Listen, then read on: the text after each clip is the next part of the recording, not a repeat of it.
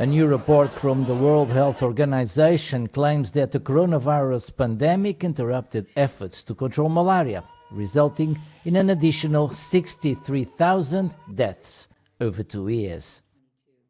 Through disruptions of essential malaria services and through pressure on national economies and several other disruptions, the pandemic has had an impact, even though countries have managed to prevent the worst-case scenario.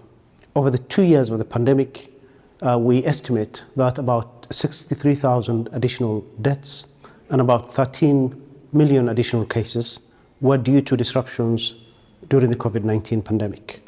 The disruptions due to the pandemic continues to pose risks to malaria control.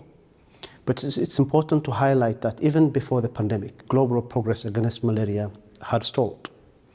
Among the new challenges is a new invasive mosquito species resistant to many pesticides. But the greatest hurdle remains funding.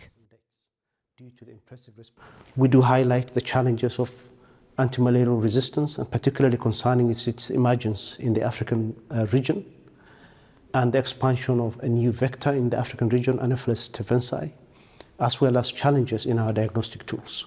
So these are the areas where we need further investments, both in research and development, but also further investment in putting in more expensive interventions. Africa remains the continent most affected by malaria, with around 95% of infections and deaths.